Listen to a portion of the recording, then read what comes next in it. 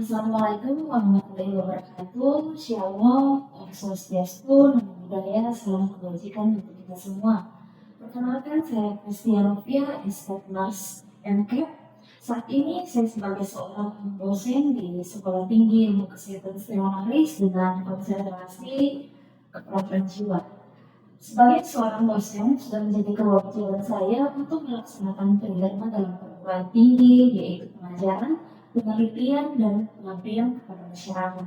Dalam semester ini, saya diberi tanggung jawab untuk menjadi koordinator mata kuliah jiwa dan psikososial dengan kode mata kuliah perawatan 307 dengan bobot mata kuliah sebanyak 3 SKS dan total pertemuan sebanyak 21 kali pertemuan yang terbagi dalam tatap muka dan praktik laboratorium. Mata kuliah ini mempelajari tentang konsep-konsep dan prinsip-prinsip serta tren dan isu dalam keperawatan jiwa. Dalam mata kuliah ini juga dibahas tentang klien dengan sistem yang adaptif dalam tentang respon sehat jiwa sampai gangguan jiwa. Psikodinamika terjadinya masalah kesehatan keperawatan jiwa yang umum di Indonesia.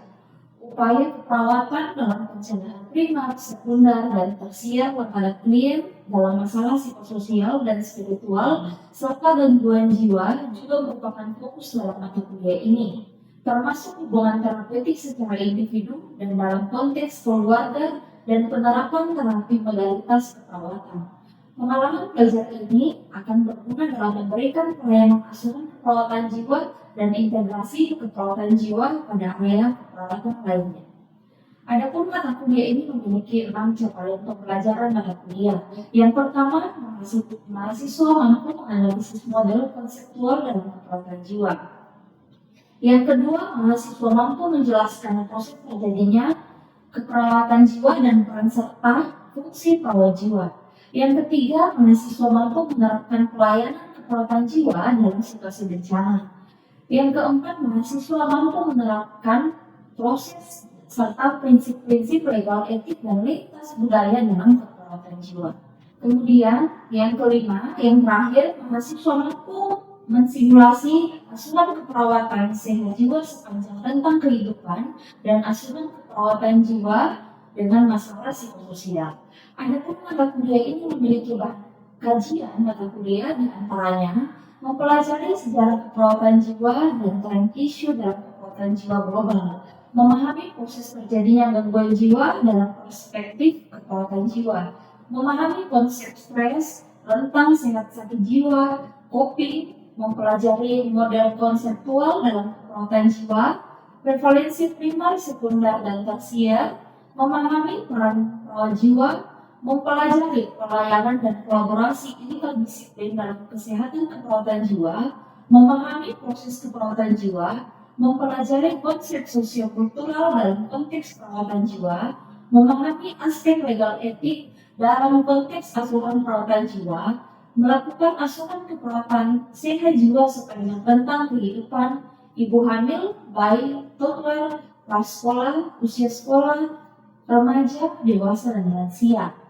Melakukan asuhan perawatan pada klien dengan gangguan kecemasan, ketidakberdayaan, keputusasaan, dan distres spiritual. Baik, metode pembelajaran dalam mata kuliah ini adalah menggunakan metode kuliah, ceramah, diskusi kelompok, dan tugas mandiri dengan metode penilaian menggunakan teknik assessment berupa kuis, tugas kelompok, tugas mandiri, ujian tengah semester, dan ujian akhir semester. Bobot penilaian dalam mata kuliah ini yaitu kuis sebesar 15%, diskusi kelompok sebesar 20%, tugas mandiri sebesar 20%, kehadiran sebesar 10%, ujian tengah semester 15%, dan ujian akhir semester 20%. Berikut saya akan menampilkan cuplikan video pengajaran saya di kelas pada pertemuan ketiga dengan materi konsep stres, mekanisme coping, dan tentang sehat sakit jiwa. Selamat menyaksikan, sekian dan terima kasih. Baik, selamat pagi semua.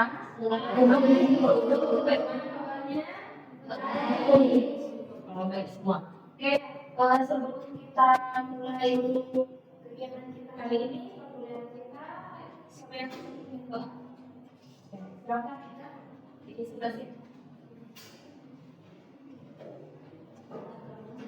Mulai belajar lagi tentang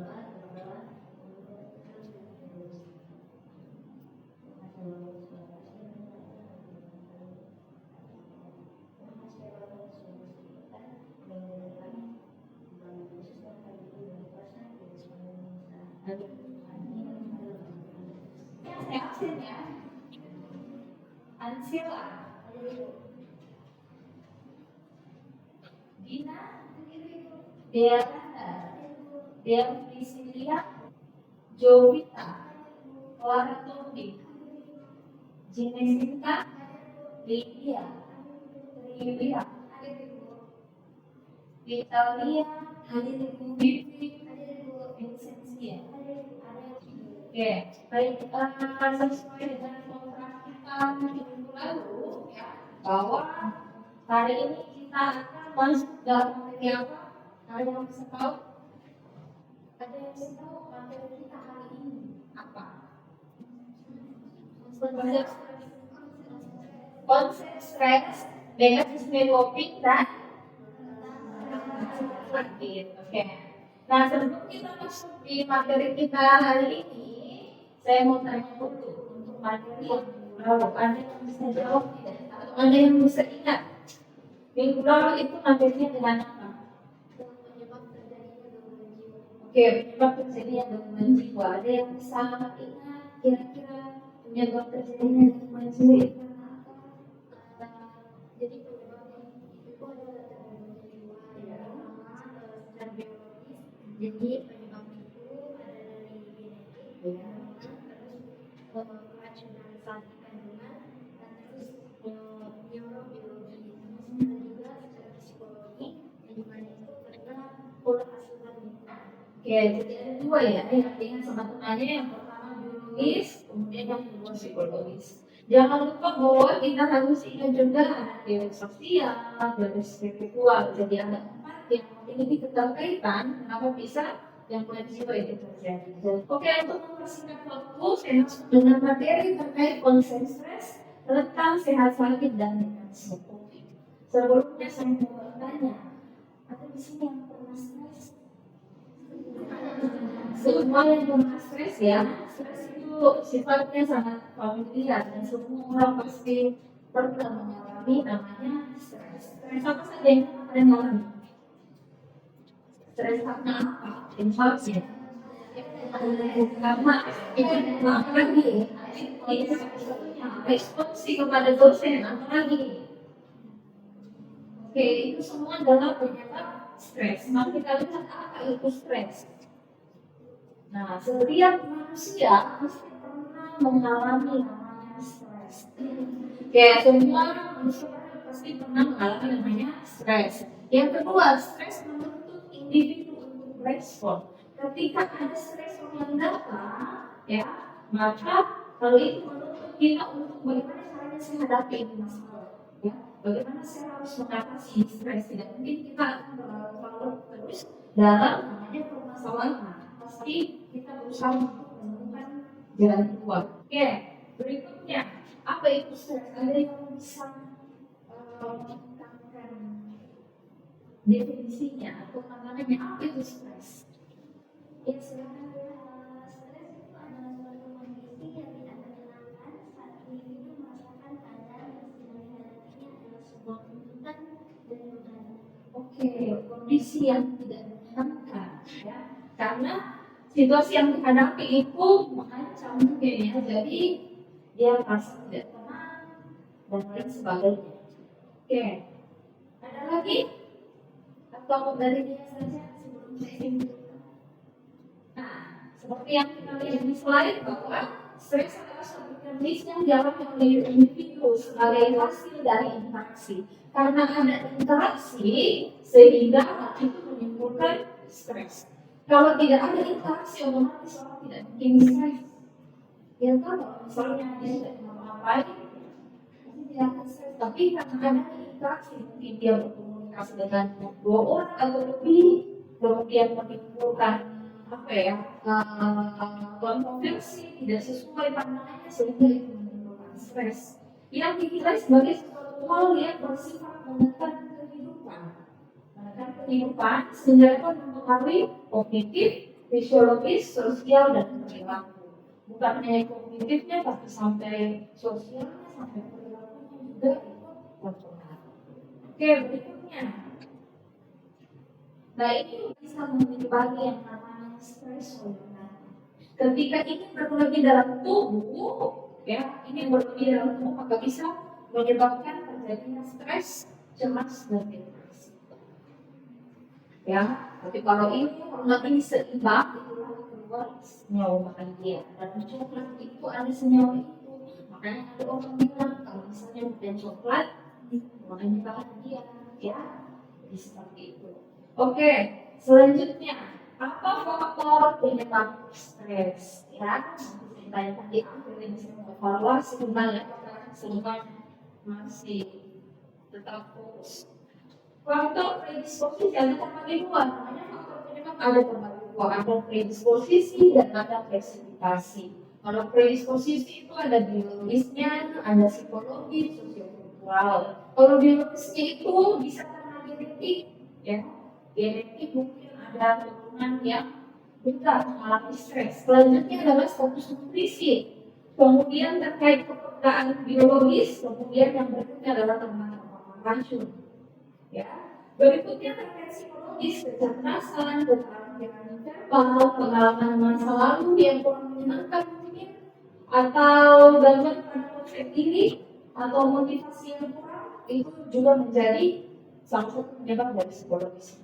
Kemudian berikutnya sosiokultural, ini bisa dipengaruhi usia, bisa dipengaruhi karena gender, bisa pendidikan, ya, pendapatan, status sosial dalam masyarakat. Juga bisa berpengaruh. Jadi ada tiga kalau kita berbicara tentang faktor predisposisi.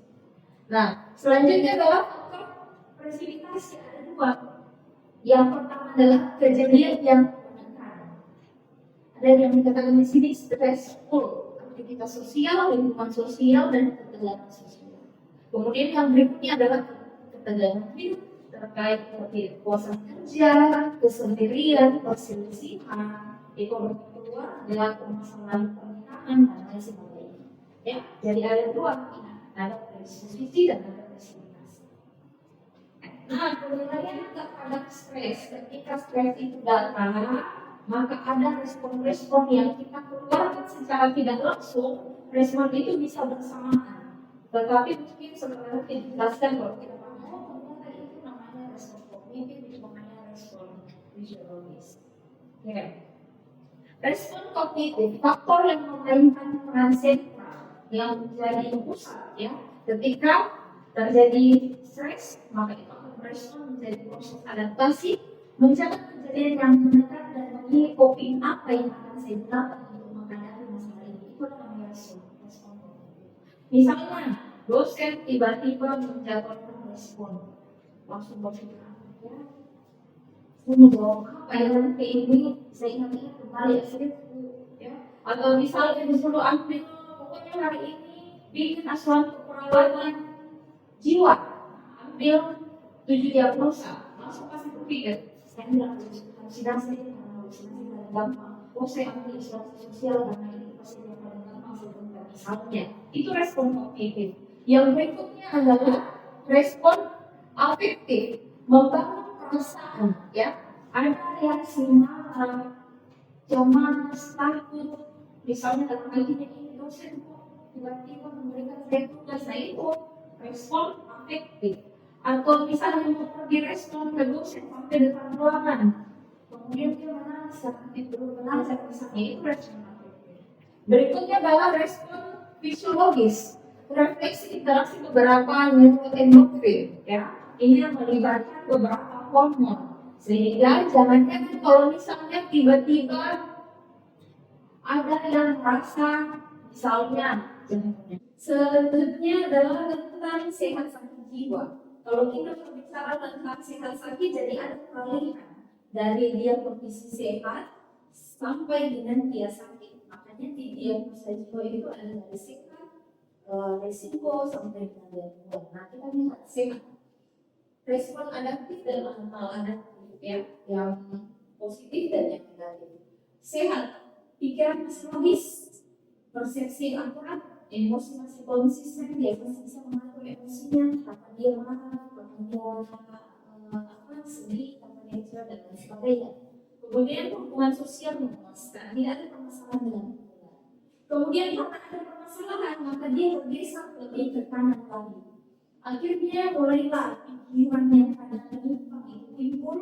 Selanjutnya timbul ilusi, kemudian reaksi emosional yang tidak begitu stabil. Berikutnya perilaku yang kadang tidak sesuai, ya. Kemudian yang terakhir menarik diri. Kemudian dia tidak diterapi, dia tidak melakukan tindakan untuk mengatasi permasalahan yang bahkan dia semakin biasa ke sebelah kanan. Di sebelah kanan inilah yang terjadi gangguan jiwa. Ada di sana ada halusinasi, ada ketidakmampuan mengendalikan emosi, isolasi sosial. Ya, jadi seperti itu. Ada tahapan yang jadi tidak langsung. Dia masih sehat dan itu langsung mengganggu. Pasti ada fase yang dia lewati sampai dengan dia mengalami gangguan. Oke, berikutnya adalah untuk mengatasi stres, maka seseorang itu harus bisa namanya beradaptasi. Kita beradaptasi untuk apa? Kita beradaptasi supaya tidak stres. Ada lagi? Untuk adaptasi dalam suatu perilaku itu tujuannya untuk mengatasi kesulitan atau hambatan. Proses adaptasi adalah proses pertahanan yang didapatkan sejak lahir atau diperoleh pada belajar dari pengalaman untuk mengatasi stres. Mengapa seseorang membutuhkan adaptasi? Agar individu mampu menghadapi tuntutan, agar mampu menghadapi stres yang dihadapi yang sedang dialami. Kemudian agar dia mampu beradaptasi dengan cara yang tepat. Ada orang yang beradaptasi dengan cara yang tepat, ada ya. Misalnya dia stres, kemudian dia lakukan hal yang negatif, ada seperti itu. Berikutnya adalah mekanisme coping. Adalah cara yang digunakan untuk mengatasi stres atau mengatasi masalah yang terjadi. Baik itu secara kognitif maupun perilaku. Pasti setiap orang memiliki mekanisme coping tersendiri untuk mengatasi stresnya. Ada dua, ada konstruktif, ada destruktif. Bisa lihat di slide-nya di sini. Untuk mekanisme coping konstruktif ini melakukan kecemasan sebagai sikap peringatan individu agar dia menerima ini adalah suatu tantangan. Tapi kalau destruktif dia sebaliknya, dia menganggap bahwa stresor yang timbul itu harus dihindari. Ya. Oke, kita masuk yang terakhir, jenis-jenis mekanisme coping. Kita cek apakah salah satu jenis ini adalah yang saya pakai ketika sedang mengalami stres. Yang pertama, fantasi, menghindari kenyataan dengan menciptakan dunia hayalan yang menyenangkan dan memuaskan untuk memuaskan keinginannya atau kebutuhan yang tidak terpenuhi. Kalau tidak terpenuhi, jadi dia membayangkan seolah-olah seakan-akan ya seorang siswa sering gagal dalam ujian, membayangkan dirinya sebagai orang yang sukses dan terkenal dan dihormati untuk menghindari rasa kekecewaan. Ada yang seperti itu? Tidak ada. Oke, selanjutnya berikutnya identifikasi. Ini meniru atau mengambil sikap perilaku atau ciri orang lain. Ya, biasanya yang diambil adalah orang yang dikagumi. Misalnya meniru gaya bicara, ya, orang tuanya. Kemudian atau dia suka sama artis Korea, semua barang-barang sampai kamarnya dia sama Korea, dress code-nya kayak Korea, dari kalau kita lihat itu dress Korea, ya, misalnya. Oke, kemudian selanjutnya introyeksi, menginternalisasi nilai sikap norma ke dalam diri karena tanpa disadari mekanisme pengendalian konflik, ya. Seorang anak sering dilalui oleh orang tuanya terakhir disiplin, mulai memandang dirinya sebagai anaknya. Berikutnya represi menekan pikiran atau ingatan atau dorongan yang menyakitkan ke bawah alam sadar agar tidak disadari. Seorang pria tidak bisa mengingat kejadian saat dia hampir tenggelam waktu kecil, meskipun kejadian itu membuatnya takut agar hingga dewasa ada trauma. Proyeksi menyerahkan orang lain atas perasaan atau dorongan atau keinginan yang tidak bisa diterima atau yang dikatakan dengan proyeksi kepada orang lain. Seorang yang sebenarnya iri dengan keberhasilan mereka dan mengatakan bahwa rekannya itu yang iri kepadanya. Ya. Selanjutnya sublimasi, mengalihkan norma atau keinginan yang tidak dapat diterima secara sosial ke dalam bentuk aktivitas yang bisa diterima. Seorang dengan dorongan agresif kuat menyalurkan energinya, ya, karena dia merasa kuat, dia menyalurkan energinya menjadi tinggi. Kemudian kompensasi menutupi kelemahan atau kekurangan dalam satu area dengan menunjukkan keunggulan dalam area lain. Misalnya seorang anak, seorang siswi tidak mampu secara akademik, tapi dia sangat aktif di kegiatan-kegiatan lainnya. Misalnya dia sukses dalam olahraga, dalam futsal, ya. Kemudian berikutnya pemikiran atau displacement, melampiaskan emosi kepada objek atau orang lain yang lebih aman, bukan pada sumber asli penyebab dia stres. Seorang karyawan dimarahi oleh bosnya, lalu pulang dia marahi anaknya karena masalah sepele, mungkin anaknya yang lupa mainannya, kemudian langsung malam besar sampai memukul, itu namanya pemindahan. Kemudian pendekatan emosional, ya, menahan atau menutup perasaan agar tidak merasa terluka, kadang terlihat ingin atau tidak peduli. Contohnya seorang wanita yang baru saja berbicara tentang perceraiannya dengan tenang tanpa menunjukkan emosi apapun. Biasa saja terluka. Sampai dia seorang bilang mungkin dia sudah menerima. Itu namanya pendekatan emosional. Yang terakhir adalah melawan atau menekan aturan otoritas atau harapan orang lain sebagai bentuk reaksi terhadap konflik batin atau tekanan. Contohnya, remaja yang merasa ditekan di rumah oleh orang tuanya boleh melanggar aturan di rumah, atau dia bolos sekolah, atau sengaja berpakaian yang agak nyentrik atau beda dari yang lain. Ya, itu namanya memperoleh tidak sesuai. Oke, itu untuk jenis-jenis mekanisme coping. Ada kira-kira sudah kan saya tanya pada mekanisme coping yang mana? Oke, itu saja dari saya. Sebelum kita akhiri, saya mau evaluasi. Ada yang masih ingat materi kita sebelumnya nih? Ada yang masih ingat apa faktor penyebab stres? Ya, silakan. Satu lagi, objektif, ya. Untuk ada faktor penyebab stres itu ada dua, yaitu faktor predisposisi dan spesifikasi. Predisposisi itu pertama biologis, ada genetik dan seterusnya nutrisi. Terus ada psikologis, kecerdasan, pengalaman masa lalu dan konsep diri. Terus yang ketiga sosiokultural, mengenai pendidikan, pendapatan, pengalaman sosial dan sosial.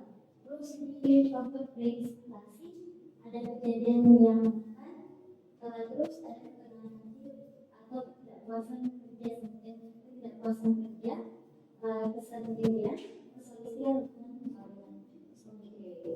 Ada yang menambahkan? Lanjut praktik ya, silakan Gina ya. Silakan. Mekanisme coping itu adalah cara yang digunakan individu dalam menyelesaikan masalah, mengatasi perubahan yang terjadi, dan situasi yang mengancam baik secara kognitif maupun perilaku.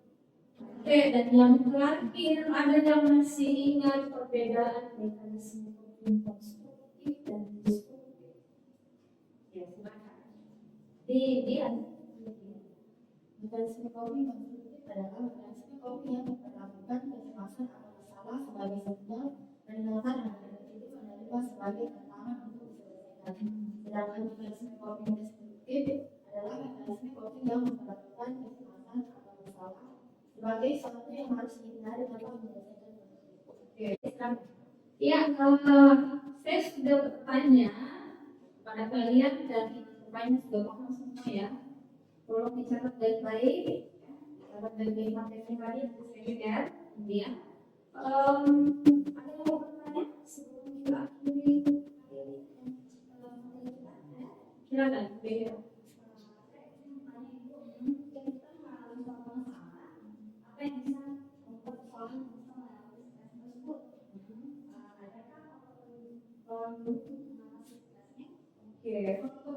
Oke, baik, terima kasih.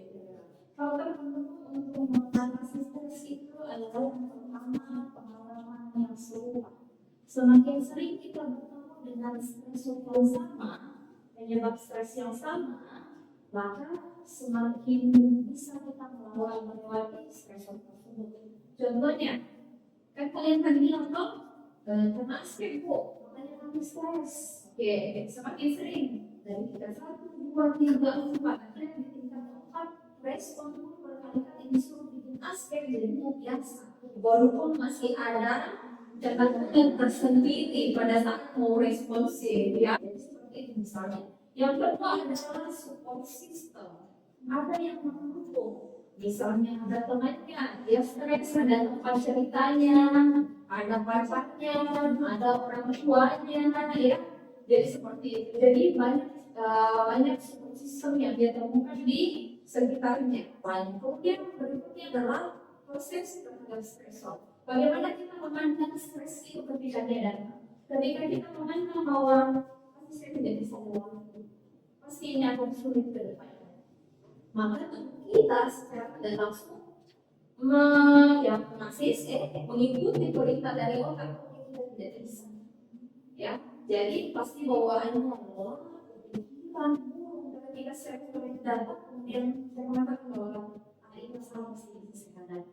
Ya, pikirannya positif maka itu pasti akan bisa selesai. Oke, selanjutnya ada pertanyaan lagi? Ya, silakan kalian mesti bertanya itu ada orang kalau saya tidak suka menggunakan padahal dalam kejadian itu dia adalah orang yang mengutamakan apa itu salah satu bentuk coping. Oke, ada yang seperti ini sih? Kalau stres makanya ada itu namanya emotional eating. Emotional eating itu masuk dalam mekanisme coping. Dia bukan merupakan secara fisik, tetapi yang merupakan adalah emosionalnya, ya. Dia sebenarnya tidak lengkap, tapi untuk melampiaskan, untuk mengeluarkan kecemasan, stres yang dialami, dia harus banyak hal untuk mengimbangi. Dengan makan, dia rasa lega. Tapi ada efek yang ditimbulkan, ya. Kalau tidak terkontrol, ya bisa berat badan meningkat otomatis. Kemudian kalau misalnya dia tidak kontrol makanannya jadi sebar, ya pasti penyakit mendadak. Ya, tidak jelas. Selanjutnya kita kontrak untuk minggu depan. Sesuai kontrak kita di awal bahwa materi keempat itu terkait model konseptual dan peran jiwa yang akan saya bawakan di minggu depan. Ya, kalau nanti ingatkan saya untuk materi saya yang untuk minggu ini, yang untuk minggu depan jangan lupa silakan masing-masing mahasiswa mencari, ya, cari di artikel internasional atau nasional, silakan kalian cari apa saja model-model kekuatan jiwa yang ada, ya, apa saja model-modelnya, kemudian bagaimana peran jiwa ada apa saja dicari, edukator, ya, dan lain sebagainya. Silakan kalian cari, nanti minggu depan kita lanjut materi dari saya, kemudian sambil kita diskusi. Boleh masuk dalam kelompok kecil dulu, kemudian saya masuk dalam ceramah. Ya. Sekian untuk hari ini. Selamat siang semuanya. Terima kasih. Selamat sehat. Terima kasih.